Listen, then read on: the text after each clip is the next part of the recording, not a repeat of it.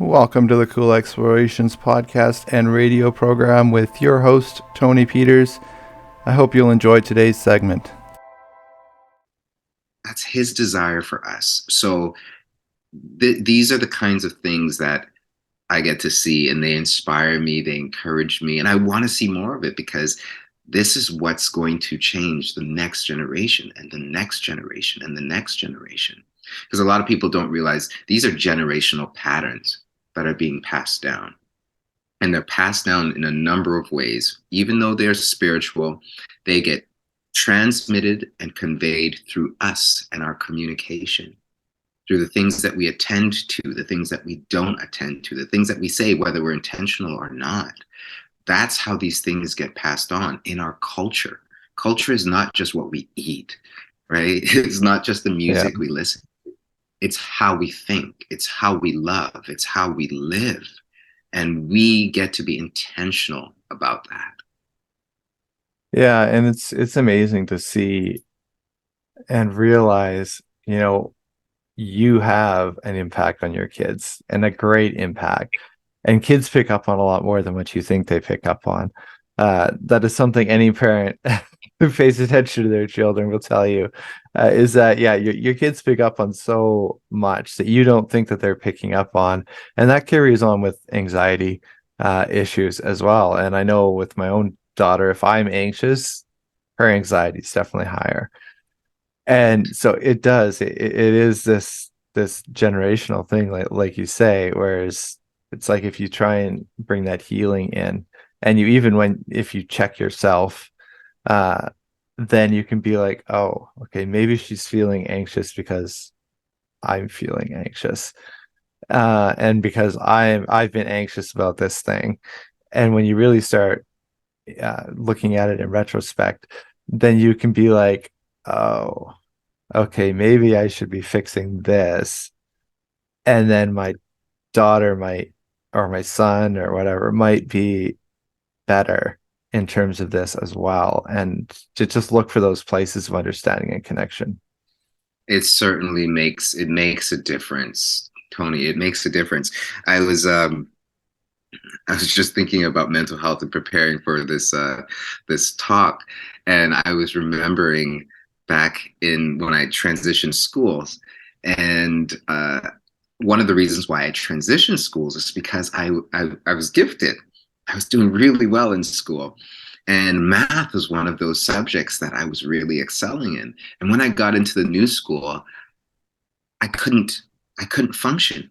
I couldn't process, Yeah. and I never made the connection. I would have this on and off love hate relationship with math, and it was so drastic that when I did well, one of my teachers was like, "Are you cheating?" Because he couldn't conceive how I could do so well in one moment and do so poorly in another, and it was stress. Stress impacts me, and in that it prevents me from being able to process and be able to think, right? So, it might not have been obviously related, but the stress that I was going through, the stress that my parents were going through, all of those things were having an impact on me.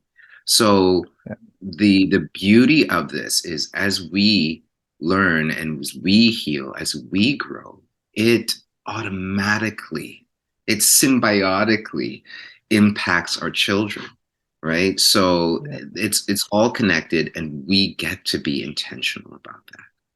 Yeah. Well, and transitioning schools or switching schools is definitely a very stressful time in kids' lives. We moved a lot when I was growing up. So I know that was always a huge struggle.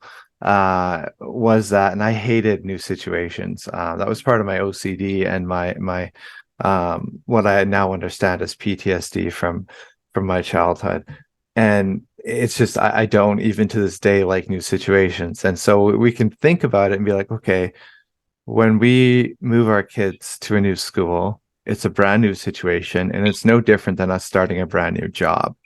We're stressed about Mhm. starting a brand new job. And we should be. I mean, that there are things that are unknown for us. We don't know what our work. coworkers going to be like. We don't know what our boss is going to be like. We don't know what the demands are going to be in this new position. And so we can relate that with our kids and be like, Right. okay, they don't know what their teachers are going to be like. They don't know what new friends they're going to have to make or what how people are going to treat them. In your case, going from like a mostly black school to mostly white school, well, that's a completely different environment for you. Same with being in like a regular residential school to being a more gifted school. uh Huge adjustments and huge things that you're going through as a child and experiencing that as a parent. We can be like, okay, they're feeling stressed. Obviously I would feel stressed in the same situation. How can I help them Right. alleviate some Right. of this stress? And looking for those ways. Yes. And it's really interesting because a lot of this learning for me is in retrospect. You know, my parents didn't know this. They didn't know to have conversations with me like this. So, as I'm, observing my children, I don't know exactly what's going through their minds, but those are the opportunities. I can attend to that. I can pay attention, right? I Mhm. talk to parents about listening with your eyes. Yeah. You get to observe things, observe differences, and then inquire. I noticed this. What's going on for you? Right? And we help them to recognize certain things. And this is where we can make shifts with our children. We get to help them see, because there's a difference between uncertainty and anxiety. Uncertainty is the unknown, which can make us feel Yeah. uncomfortable. But when we start to anticipate something negative, we fill in the blanks with negative things. Yes. That creates anxiety for us. So, one of the things that we get to do is empower our children. And there are a number of ways that we can do it. Uh, and sometimes I hesitate to tell people how to do things because then they skip over some steps, Tony. They skip over some steps, right? The most important thing that we can do is be with our children, right? It's hard to be anxious, but worse than that is being alone in our anxiety or feeling ashamed or bad because we feel anxious. And a lot of times parents want to fix things and they want to hurry and fix things, but that only reinforces the idea that something is wrong with the child. So it's so important to exercise this ability, and this comes from prayer again. When we grab hold of this idea that God has a wonderful plan for my child, like God's got this under control, then I'm not as worried. I'm not in a rush. I can be with my child. I can walk with them through this situation. I can slow it down because worry leads to hurry. So I might be worried and I might be hurrying them through, but that's the worst thing for them. We want to be able to stop, empathize, and be like, oh, okay, I can see why you feel that way. I get why you would be worried. We were on our way to dance, and one of my daughters like, "Daddy, I'm scared. I don't want to go." So, right? So, okay, you're scared. What's going on? What's going on? And she started saying, "Well, what if nobody likes me? What if I don't have any friends?" And because I've been through this, I know that's one of the five, what I call the big five. There are Yeah. five thought patterns Yeah. My that daughter induce, uses that a lot. The what ifs. right? Yeah. Exactly. What if? So I'm like, okay, I'm familiar with this. Okay. So I actually was able to walk and talk her through it. I say, okay, so what are you imagining? Well, I'm imagining this, this, and this, and this. I'm like, okay. I see why that would be concerning for you. But what if you had a teacher who was really loving and who had a lot of experience, and she could see that all the other kids were nervous too, and she helped you guys to be friends? What if you imagine that? She's like, oh, that feels so much better. Thanks, Dad. And just like that, just like that, she moved on and she skipped off into this class. And it makes a difference when we can understand and we can know how to help them. There's this Yeah. peace that comes with this level of competence and awareness. And it makes a difference because a lot of parents, they ask me this question, will they just grow out of it? And a lot of people think they will, and a lot of people think that they do, but they don't. They don't. We might developmentally no longer be afraid of, the boogie, the monster Yeah, under the yeah, bed or the boogeyman in the closet, but those patterned ways of thinking, that doesn't go away. It just moves from one level to the next and to the next and to the next. It's not until we actually understand, oh, well, I'm using that what if thought pattern. I see. Okay. And then they can shift it, right? yeah, So again, I love what I get to do, and I really wish, Tony, that people would not wait until things get so bad before they turn to seek help. yeah. Well, my wife is super observant.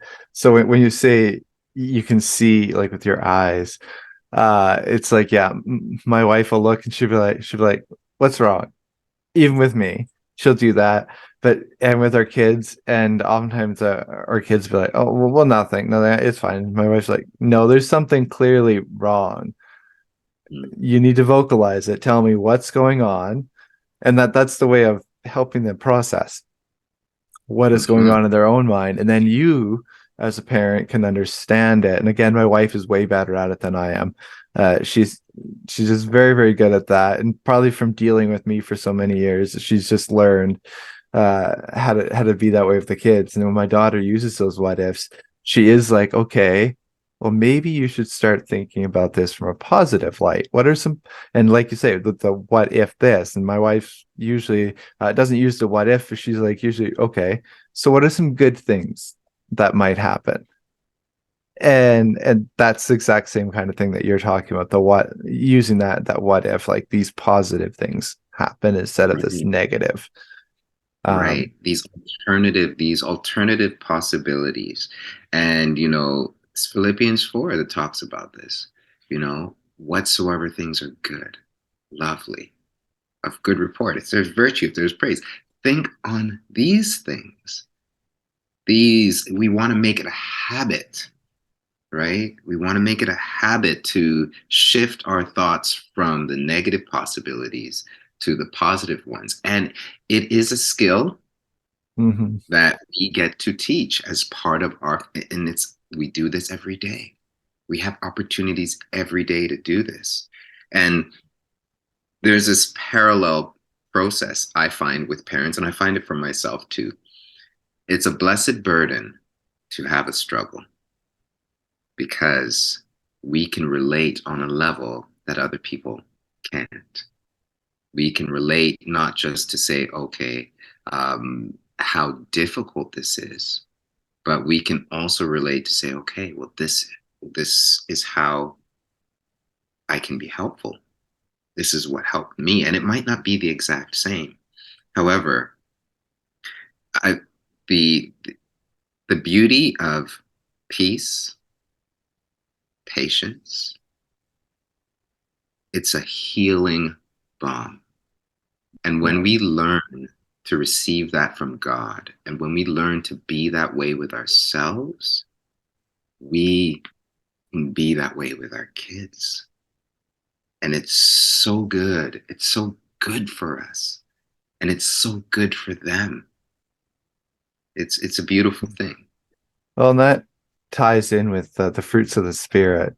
I found that just when you look at those and you're like, okay, well, he wasn't just saying that for no reason. The fruits of the spirit really do help us at a deeper level to connect with God, but also to connect in our relationships with other people. Like love and kindness and peace. Like these are just basic things that we should be incorporating into our lives. And as Christians, we should be really trying to be like, okay, looking at it, how could I have handled that in a way that reflected upon those fruits? That's If right. I had done that, this would have been better. And that way, the next time a situation comes up, your mind is already more trained to react that way instead of reacting with the fear, reacting with the anxiety. Your mind is retrained into a way that is thinking in the positive, like we were talking about. And that really, the Bible gives us so many guidelines and teaches us so many things that are just basic ways to help us in our lives. The people are like, oh, the Bible's all theology and or I don't get apologetics and stuff. And it's like, no, that all ties in with life. It's very much a book that is a guide to how to live your life in a way that's going to be meaningful and purposeful. And that's what God is trying to get us to do is be like, yeah, living through me will help you find purpose and meaning in life. And here's a book on how to do that and how to use your relationship with me to improve your relationship with other people and your relationship with the world that I've entrusted you with. And so I've just found that that's one thing that's very, very helpful to me. And you found another verse that you mentioned is 2 Timothy 1:7. Do you want to just maybe read that verse and then explain the importance of that verse and how we apply it for our Christian lives? Certainly. So when Paul is talking to his protege Timothy, he tells him, "For God hath not given us a spirit of fear, but of power and of love and of a sound mind." And on the surface might sound like, an encouraging pep talk. Yeah, let's do this. But when you really think about it, this actually helps us understand humanity on a very, very essential level. We will not function well in environments that we do not feel a sense of power, a sense of love, and soundness of mind. So I integrate this into my work with people in that power is a sense of strength. So when we feel strong in environments where we can impact change, where we actually have choice and we can use this choice to impact change in our lives and others' lives. And when we don't feel that, we feel powerless. Yeah, This is one of the worst emotions for a human being to experience. Then there is love. Love is really about significance. It's about belonging. We want to belong. We want to know that we matter. We want to know where we fit in. We want to know that we are worthwhile and that we will be missed if we're not gone, if we're not here. yeah, And when we don't feel that, we feel insignificant. We feel unimportant. We feel worthless and useless. Again, these are another set of emotions that are absolutely soul sucking and hard to live without. And yeah, the last one, soundness of mind, which is anxiety. We are robbed of peace when we feel vulnerable, when we are concerned that we don't know what to expect, our environment's unpredictable, we don't know where our next meal is coming from, but also when we don't feel emotionally safe. All of these things, I have this diagram that it's like a Venn diagram. There are these three circles and they overlap and they connect with each other. So when we don't feel strong, we feel vulnerable, we feel unsafe. And a lot of the questions that society is asking today is like, why do I feel the way that I do? How could God allow this to happen? There's a sense of powerlessness and a sense of a lack of safety and a sense of injustice that moves us to say, I don't belong, I can't belong. But the reality is, we try to get those needs met in other areas, and it doesn't work. mhm, It will never work. God alone is the one who can meet these needs. These are not needs as in deficits, they're needs by design. He wants us to come to Him when we feel vulnerable, when we feel powerless, when we feel a sense of insignificance. And He meets us with His word. He tells us when we feel unsafe and insecure, I am with you.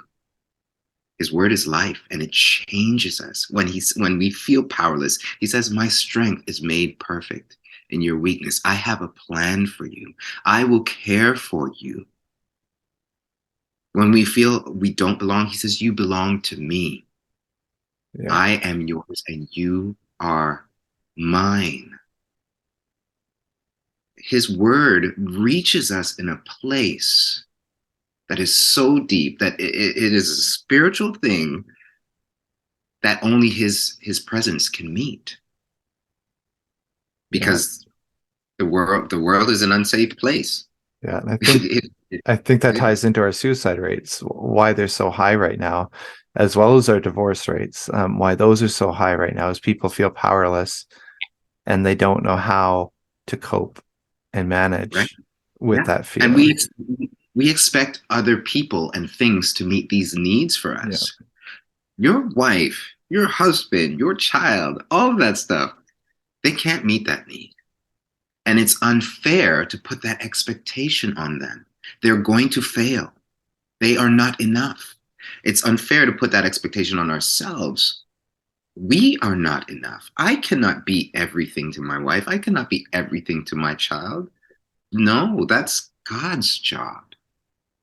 And when He fills us up, He meets that need for us. We don't go into relationships seeking to be filled up from other people. Like the woman of Samaria at the well. Like, He's like, when you drink from me, like, you won't thirst again. Like you Love you that will story. be, yeah, you experience this well of life springing up in you. You have to give. So you go to relationships not seeking. You go giving because there's an overflow. There's this abundance that we have. And it doesn't mean that we will never ever not feel significant again. We will, but when we do, guess what? We go back to the source. God, I'm feeling insignificant today. God, in this situation, I feel powerless. I'm feeling unsure and scared here. And we listen and we wait. They that wait upon the Lord, we wait on his word, we will receive strength from him. And it makes all the difference in the world. Yeah, and part of prayer life is that people often miss is it's not just talking to God and asking for things from God. It is having those moments where you're actually listening to God, letting God speak to you. And when you give those moments of peace, you get some revelations that are just like, wow, if I hadn't been listening, that never would have come to me. Mhm. And it's just like with all the things that are going on in the world right now that we're seeing with between culture and war and everything. I was in a bit of a tizzy a week ago with some of that stuff, and then I was I went to prayer, and the answer that came to me when I listened was, I told you this was coming. Mhm. I prepared you for this, and I was Mhm. like, yeah, you did tell me. And it really just was God telling me, turn back to focusing on what I've laid out for you. And I've got you because I know what's coming. I Yeah. know everything that's going to happen. So you can rely on me and turn to me. And it's Yeah. peaceful because it does. It takes the responsibility off of you, and it puts it, like you say, that's God's responsibility. And it's like, well, yeah, it puts the responsibility back on God, being like, God's got me. He That's right. has me. He'll get me through this. And that's Yeah. why I think you've hosted on Christian television shows before and done some co-hosting. Do you want to just tell us a little bit about what you did on those and spoke on in those times, as well as explain a little bit about that experience? Because I think that ties in with what we're talking about here. Yeah, certainly. I didn't, well, on some level, I somewhat anticipated, but it's been a number of years that I've been a consultant and asked to speak about relationships and healing for many years on Christian shows like 100 Huntley Street and the 700 Club and even The Perspective. And, every now and then I get to host and interview other guests and things of that nature. It means a lot to me because I get to share not just about my experiences, but about how God is helpful, about how God is here, how God empowers us in a very, very unique and one of a kind way that only He can. And I'm not saying other things out there in the world are not helpful, but beyond those things, Mhm. deeper than those things, is what God does for us. So, um, yeah, so it's great to be able to be a voice and share what God does, what He can do, and uh, yeah, I get to pray for people, and I do believe in the power of prayer. I'm learning how to pray even more intentionally and effectively. So yeah, I'm grateful. Yeah, and I think it's so important to have those voices out there. And that's why I love doing testimony interviews. Is it relates to different people and hits them at different points in their life. And one guest may not be relatable to this one person, but the next person can look at that and be like, "Yeah, you understand. I didn't think about it that way." Or this person's been through what I've been through, and if they've got through it, I can get through it. And it's that empowerment of knowing that God can get you through these things, and being that voice uh, is super important. So thank you for doing that. Um, did you want to just give one last shout out for your book before we sign off here? Yeah, for sure. Shout outs are always good. So, The Art of a Genuine Apology. Um, it is a fact that as imperfect human beings, we will be hurt in our relationships because we are in relationships with other imperfect human beings. So it makes sense, whether intentionally or not, when we get hurt, that we, or hurt others, that we know how to address it. And that is the hope of this book. It is to stop generational patterns from happening by weaving healing elements into our conversations. So this book talks about the fundamentals. Yes, it does talk about the steps. There are concrete steps that you can take. Um, but each one of those steps are filled and they embody certain values: humility, accountability, responsibility, empathy, and vulnerability. These are things that we cannot heal in our relationships without. So, yeah, it's I think it's a pretty good book. I've gotten a lot of great feedback and people talk about how it's helped them. So, Where can they yeah. find it? Oh yeah, it's you can get it through my website coachdrew.ca on the resource page. Um, and if you are an Amazon patron, it's there too. Perfect. Thanks for coming on and sharing with us. It's been a real pleasure. Thank you for listening to the Cool Explorations podcast and radio program. I hope that you've enjoyed today's segment, and I hope that you'll consider supporting us at Cool Explorations on Patreon, as well as you can shoot me an email at tpeters745 at gmail.com if you'd like to support in other ways other than Patreon.